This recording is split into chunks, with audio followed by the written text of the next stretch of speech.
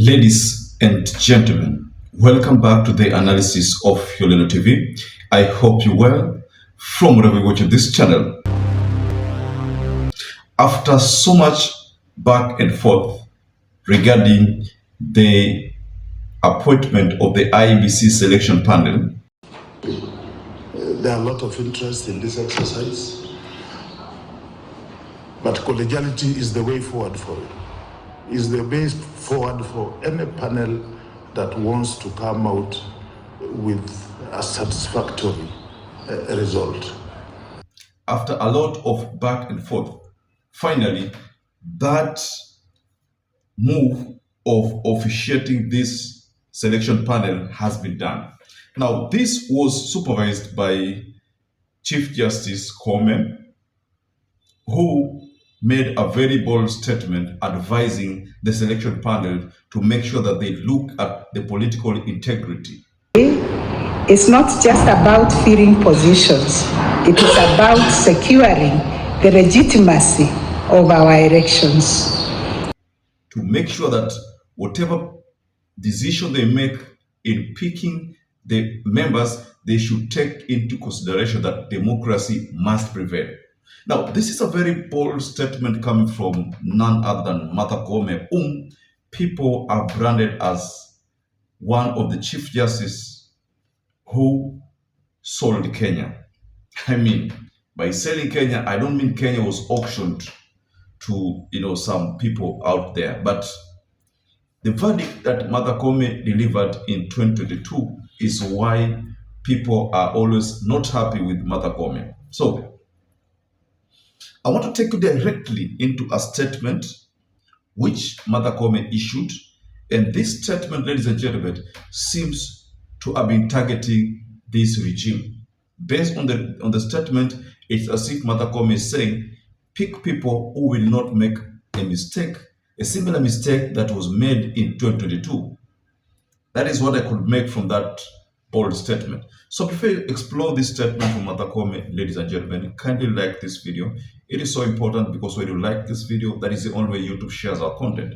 Subscribe to our channel if you are not subscribed before, and to existing subscribers, I want to continue thanking you so much, because without you, this channel wouldn't have grown. So let me give you a breakdown of the statements from Martha Koome. This is what she said. The responsibility you assume today is not just a legal function. It is a solemn call to serve the people of Kenya and safeguard the integrity of our democracy. Your role in constituting IEBC is foundational to the strength of our democracy. That's what she said. And then she went further to say, the credibility of elections defines the stability of a nation. And history has shown us that when elections are free, fair, and transparent, our country flourishes. However, when they are mismanaged, the consequences are severe, threatening national unity and public trust. Okay. Now, those are statements which Martha Koome issued. Now, he talks about democracy must prevail. He talks about the foundational, he talks in very few words. Martha Koome is trying to tell the IEBC selection panel that whatever they will do there, they should know that Kenyans are watching, and that will decide the future of Kenya. Let me take you further into a statement here which she dropped. She said, the effects of this vacuum have been far-reaching. Vital functions such as boundary delimitation, voter registrations, and by-elections have been stalled. Even more concerning, the absence of a duly constituted commission has denied some constituencies and wards their fundamental right to representation in the National Assembly and County Assembly. So that is what Martha Koome gave. That's just part of the statements which Martha Koome released. I just managed to sample a few so that it can form the basis of our analysis here. So this vacuum that the commission has created, the absence of the commission created a vacuum. Why the Gen Zs were up in arms with this government is because of the lack of a commission. And because of that reason, people could not recall the members of parliament. Let's just assume, for example, in 2024, somewhere there in June, July, assume there was a commission in place. and people decided to start recalling their members of parliament, what do you think would have happened? These members of parliament would have been recalled, almost all of them. At that particular moment, Kenyans were not happy with the government.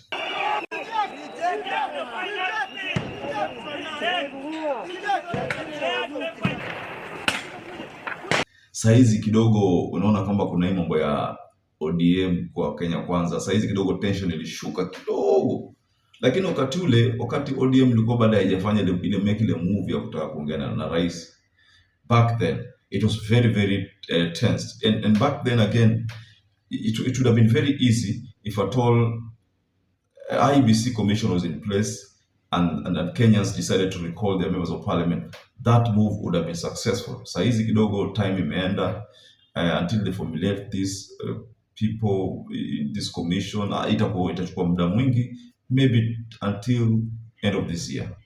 But let's just take for example siku na budget inatengenezwa, si wanatengeneza budget.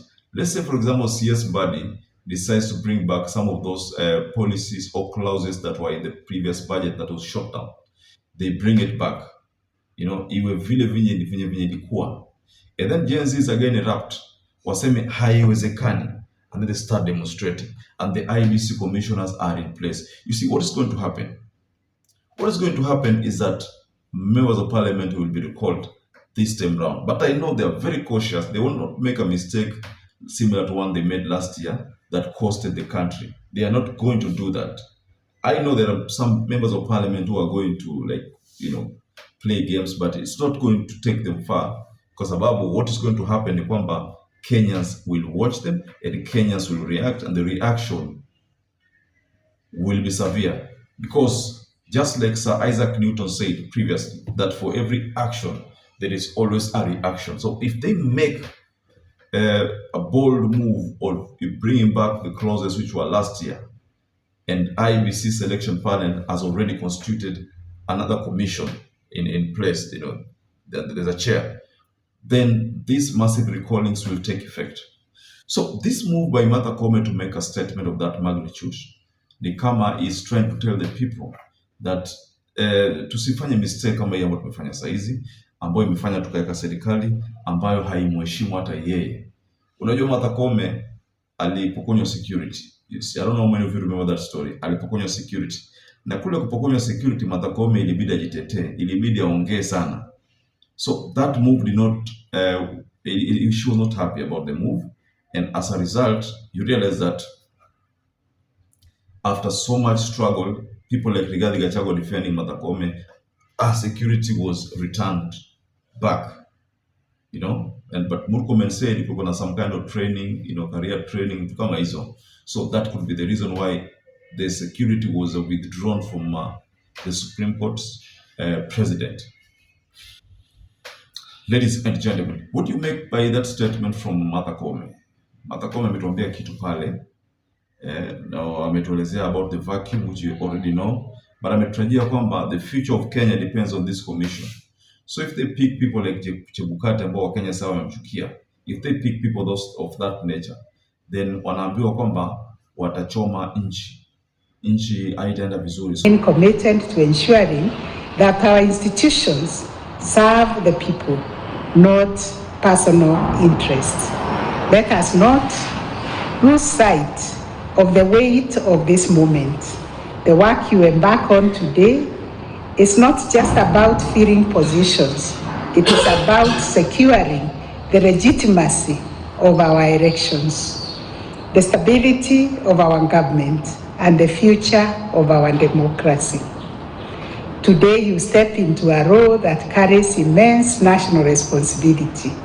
The weight of this task is not just in the selection process that you will oversee, but in the lasting impact your decisions will have on Kenya's democracy.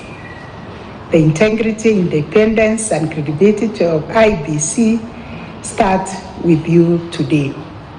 Your duty is clear: to identify the leaders of unshakable integrity, impartiality, and competence, men and women who will inspire trust in our electoral process and ensure that every Kenyan can participate in free, fair, and transparent elections. The trust of the nation rests in the diligence, fairness, and transparency with which you execute your mandate. I know you will be put under pressure. There will be influence of partisan interests. You must resist all those and will seek to delay this process. Your guiding principle must be always the public interest.